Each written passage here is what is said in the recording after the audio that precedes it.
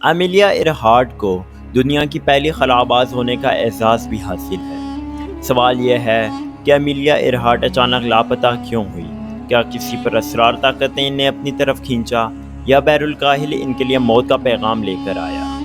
Welcome to Mudassir T V, میں ہوں مدثر ملک۔ Amelia ایرہارٹ نے 1 جولائی 1937 کے دن پوری زمین کے گرد چکر لگانے کی غرض سے 3 تجربہ کار پائلٹوں کے ساتھ اڑان بھری۔ وہ سب ایلٹن ای جہاز میں سفر کر رہے تھے۔ اڑان کے کئی گھنٹوں بعد 22,000 میل کا فاصلہ طے کیا اور 1 جولائی کا سفر مکمل کیا۔ اس سے اگلے روز 2 جولائی کو انہوں نے ہالینڈ جزیرے تک سفر کرنا تھا، جہاں سے جہاز میں ایندھن بھروانا تھا۔ ٹیک آف کرنے کے کچھ دیر بعد تقریباً 7:45 بجے ان کا کنٹرول ٹاور سے رابطہ منقطع ہو چکا تھا۔ رابطہ منقطع ہونے کے کچھ دیر بعد سگنلز نہ ملنے پر ایمرجنسی کال دی گئی۔ ابتدائی طور پر امیلیا کے جہاز کی تلاش شروع کر دی گئی۔ اس آپریشن میں 66 جہازوں نے اور 9 بحری جہازوں نے حصہ لیا، لیکن 2 ہفتوں کی انتھک کوششوں کے بعد بھی امیلیا کا کوئی سراغ نہ مل سکا۔ کچھ ماہرین کا کہنا تھا کہ دوران پرواز ہی جہاز کا ایندھن ختم ہو گیا اور جہاز سمندر میں غرق ہو گیا۔ امریکی نیوی نے بھی اپنی ابتدائی رپورٹ میں یہی بتایا کہ فیول کی کمی اور مزید پرواز کی طاقت نہ رکھتے ہوئے جہاز سمندر میں گر کر تباہ ہو گیا ہوگا۔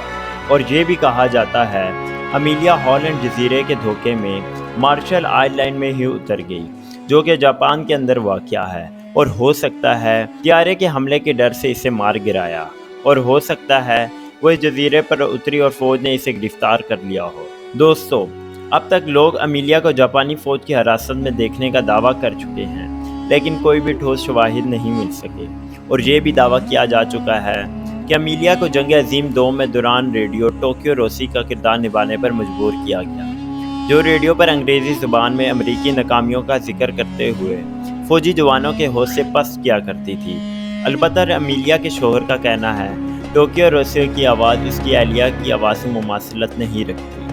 لوگ یہ بھی تسلیم کرتے ہیں کہ امیلیا دراصل جاسوس تھی، جو ہوا بازی کے آڑ میں امریکہ سے دنیا بھر کی معلومات اکٹھی کیا کرتی تھی۔ 1937 میں بین الاقوامی تنازعات عروج پر تھے، اور ممکن ہے کہ امیلیا کو امریکہ کی طرف سے خصوصی مشن پر بھیجا گیا، اور یہاں یہ بھی کہا گیا کہ جاپان کی گرفتاری کے بعد اسے واپس بھیج دیا اور وہ امریکہ میں نئی شناخت کے ساتھ رہنے لگی۔ ایک اور نظریے کے مطابق اس کا جہاز نکومورورو آئی لینڈ سے ٹکرا کر تباہ ہو گیا، کیونکہ اس کا رابطہ کنٹرول ٹاور سے تب ٹوٹا جب وہ اس جزیرے کے قریب سے گزر رہی تھی، اور اس جزیرے سے 1938 میں ایک انسانی ڈھانچہ بھی ملا، جو برسوں تک موضوع بحث بنا رہا۔ کچھ ماہرین کے مطابق یہ ڈھانچہ ایک مرد کا تھا اور کچھ کے مطابق عورت کا۔ بالخصوص امیلیا کا ڈھانچہ قرار دیتے ہیں، کیونکہ جزیرے سے ملنے والی ہڈیاں ایک عام یورپی خاتون سے کافی بڑی تھی، جبکہ امیلیا کا قد بھی کافی بڑا تھا۔ البتہ آج تک ان افواہوں کو کوئی ثابت نہ کر سکا۔